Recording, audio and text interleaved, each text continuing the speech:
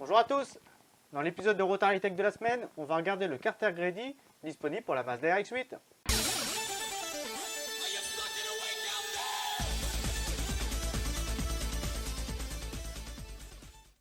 Derrière moi, à l'atelier en ce moment, la RX-8 de Vivien. Le projet est sur la chaîne, on l'a enfin rentré et on vient de mettre le moteur à l'intérieur.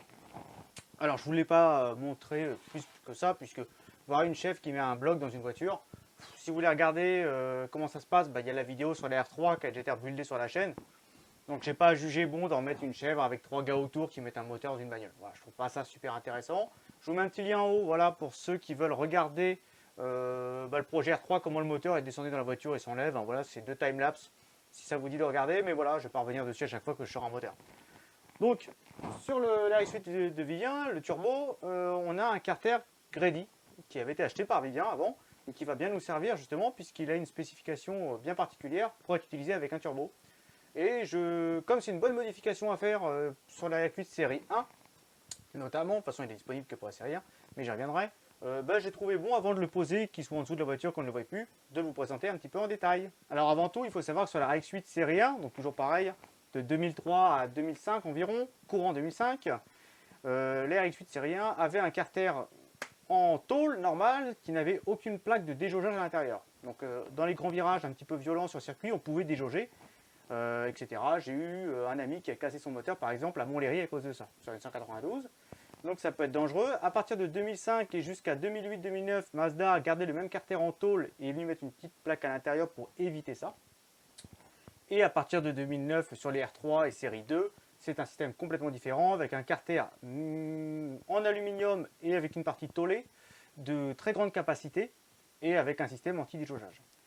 Sur la RX-8 série 1, et ça c'est bon pour les premières de 2003 jusqu'à 2008, jusqu'à l'arrêt de la série 1, elles ont toutes le même volume de carter. C'est un carter en tôle pour une capacité moteur totale en huile quand on fait sa vidange de 3,7 litres environ.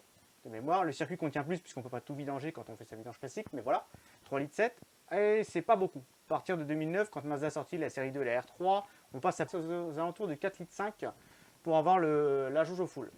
Donc vous voyez, il y a quand même une évolution de chez Mazda en se disant, on a été un peu radin sur la quantité d'huile sur les séries 1, et ça, Grady s'en est aperçu assez rapidement puisque c'est une pièce qui existe depuis longtemps sur le marché. Donc je vais vous montrer le carter grande capacité Grady. Donc voici le carter Grady en aluminium vu du dessous, disponible pour les séries 1 un petit peu partout sur le marché. Alors d'abord, vu de dessous, déjà il est en aluminium, il n'est plus en tôle comme les RX-8 série 1. En tôle, le carter a tendance avec le temps à se corroder, voire à se percer, à bien rouiller. Donc là, on n'a plus ces problèmes-là du tout. Il est équipé d'ailettes pour bien refroidir l'huile à l'intérieur. Quand on le reçoit, il n'y a pas de sonde, on récupère la sonde du carter d'origine Mazda. Là, voilà. On récupère le système, là à l'intérieur également, qu'on vient remonter. On a des plaques anti-déjauge pour ceux qui font un petit peu de piste, etc. De l'autre côté, on a notre bouchon d'huile et ici c'est une prise pour le retour du turbo, mais ça peut, là c'est pas serré. Mais si on n'a pas de turbo, eh ben on vient juste remettre notre bouchon d'huile à nous d'origine, du carter d'origine, et terminé. Donc là ça va rester comme ça puisque c'est pour le retour d'huile du turbo, vous voyez, c'est pratique. Il se monte exactement de la même manière que le carter d'origine, c'est-à-dire avec de la pâte. Et tous les trous viennent s'accorder sur le moteur exactement à la place du carter d'origine. Donc comme vous pouvez le voir, c'est une très belle pièce, made in Japan, vraiment un beau carter en alu, bien beau, qui contient notamment 600 ml d'huile en plus d'un demi-litre. Ça fait arriver la vidange, quand on la fera, si on a équipé de ce système-là, à quasiment 4 litres d'eau, soit presque autant qu'une série 2 ou une R3.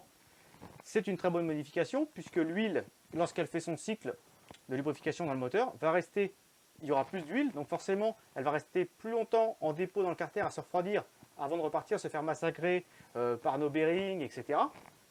Donc c'est une huile qui va être mieux refroidie, qui va mieux se reposer, qui va vieillir moins vite, qui sera moins sollicitée. Votre moteur ne s'en sortira que mieux, et voilà. C'est une bonne modification pour de la fiabilité. C'est pas donné, je vous l'accorde, en moyenne c'est entre 300 et 400 euros. Des fois on le trouve en occasion, si vous pouvez le trouver à pas cher, aux alentours de 200-250 en occasion, foncez, franchement foncez. Voilà, faites bien attention si c'est de l'occasion, des pas de vis à l'intérieur, puisque c'est de l'alu, c'est fragile. Mais quand c'est neuf, il n'y a pas de raison que ça n'aille pas. Hein. J'ai jamais vu un carter neuf, en tout cas Grady, défectueux après en avoir posé des dizaines. Donc voilà, j'espère que la vidéo de présentation sur Carter Grady vous aura plu. Donc comme je vous disais, voilà, plus d'huile, 600 ml en plus, finition, pièce toute en aluminium, très belle pièce, bien finie, anti-déjaugeage, que demander de plus. Un bel upgrade, un très bel upgrade même pour toutes nos séries 1 de 2003 à 2008. Et après sur la R3, ils ont quasiment ça d'origine, donc ça ne se monte pas, et puis de toute façon, il n'y en a pas besoin. J'espère que la vidéo de cette semaine vous aura plu, je vous dis à bientôt, ciao!